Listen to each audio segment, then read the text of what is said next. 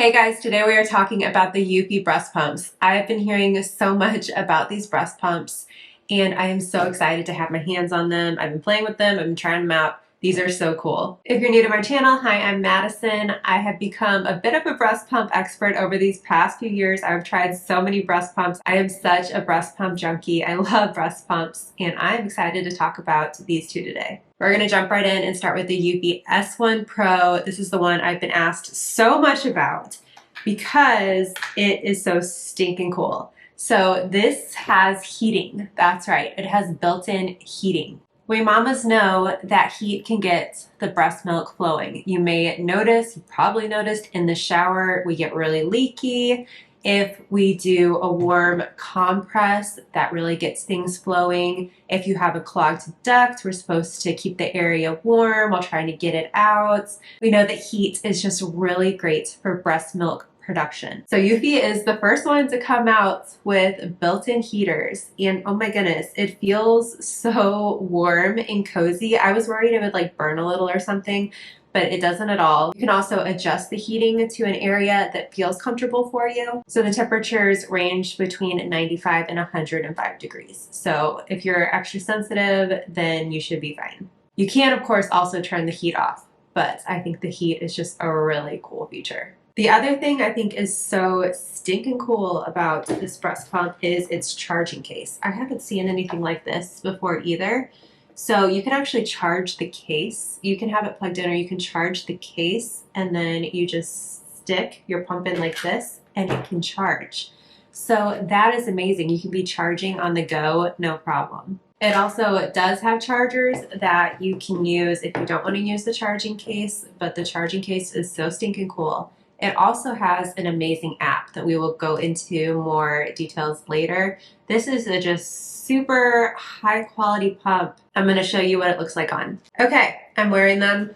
So it looks, you know, like wearable breast pumps do. You look like you got a big boob job. If you don't want people to know you're pumping or have these in, I would just wear like a big sweater or a jacket or something. You're good. Here is the sound.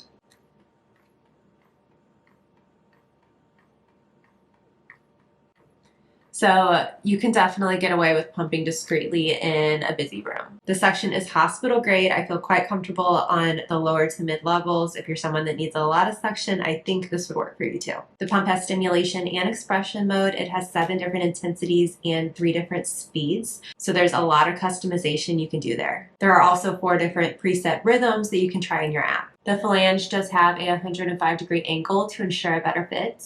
Here is everything that comes with your pump. So you get a nipple measurement card. These are so helpful. Definitely measure yourself, ladies. So stimulate your nipple either right after breastfeeding or after hand expressing in just a minute when your nipple is stimulated. Measure yourself, stick it through here. So if you fit right in the 13 to 15, then it recommends a 17 mm insert. And it does come with a full range of inserts. I love it when pumps send inserts because almost everyone needs an insert. It's very rare to not need an insert. So this is a 24. Almost all of you will do better when you use an insert. If you are having a lot of pulling and you feel a lot of pain, even at the lower levels, that is a sign you need an insert. Now, if you feel like you're rubbing the sides and are getting rubbed raw, that's a sign you need a bigger insert, or maybe you just need to only use the flange. So definitely check that. An insert can also make or break output. Inserts are so incredibly helpful and they will be so helpful to both your comfort and your output. So use one of these inserts. You also get these 2 chargers if you don't want to just use your charging case. Your charging case is pretty awesome though. You get this little scrub brush. These are really helpful in doing just end of the night scrubs. You get these flange covers. These are nice if you want to have your pump out of your case. You want to keep your flange nice and hygienic, or you just pumped. You're going to pour everything away later. Put on your flange cover. You can sit these up. It has a nice little shelf right here, so you know, it won't fall over, which I love it when pumps do that because not all of them do, and then you try to sit down your milk and it like goes like that. So you can sit it down, put on your flange cover. That's great to have. Also, I love flange covers for the fridge hack. For those who don't know, the fridge hack is when you just put all your washable parts in the fridge in between pumps and then just scrub them all once at the end of the night. So for that, you would just take off your motor, put on your flange cover, put this in a bowl in the fridge, and then pull it back out. Flange covers are super, super nice. They also gave you some replacement duckbills. Duckbills are important to replace from time to time after a couple months of usage, or if you notice your pump all of a sudden isn't having the same amount of suction, I would replace these duckbills. Here is how to assemble. So take your milk collector, take your diaphragm, put that in there. You're gonna squeeze your duckbill a little bit and put it right in this hole. Take your flange. Now this is a double sealed flange cover, which is super great because it's really unlikely to leak, but you're gonna wanna make sure you put this on right. So stick it in here and then just kind of go around all the sides to make sure that you have it really on correctly. Now you can take your motor and just pop it on. Then you'll grab your insert size and just put that in.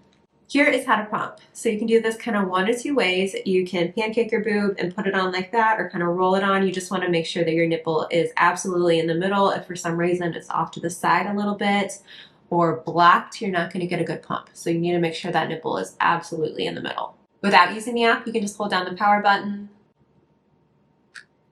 tap it to start. I like to start on stimulation mode. If you'd like heat, you can press this little heat icon and adjust the heat. You can go back to your mode, switch from stimulation to expression if you'd like, adjust the levels up and down right there. If you'd like to pause, just short press it. If you'd like to turn it off, just hold. On the app, once it's on, you can click on the pump. You can also sync them. I just have one pump on right now. You can press that to stop or pause it. You can switch modes if you'd like. So in the app, you can choose between these 4 different programmed in rhythms that are very cool. So there's this max mode that will do 1.5 minutes of stimulation and then 7 minutes of expression, and keep doing that in a pattern, which it's cool. That can lead to more milk production for some women. There's standard. This is the one I typically would do. It's 2 minutes of stimulation and then 28 minutes or until you stop it of expression. This is gentle mode, 2 minute stimulation, 13 minutes expression. And then of course it repeats. And then there's this natural rhythm that's 5 minutes stimulation, 5 minutes expression, and then it just keeps going. So in here you can record how much milk you got out of each breast and then record it on your calendar. It's a really cool way to keep track of how much milk you produced. Overall, I think this is a very cool app. To disassemble, you're gonna pop off the motor and then you can peel off this flange and take out your diaphragm and your duckbill and give these all a good wash. All right, this is the Eufy E10, which I know that they look super similar. The E10 does not have heat, but still has a lot of the wonderful features that the S1 Pro has. This one is quite affordable and gets the job done. It looks just about the same on, but here it is. Yep, just got some double Ds.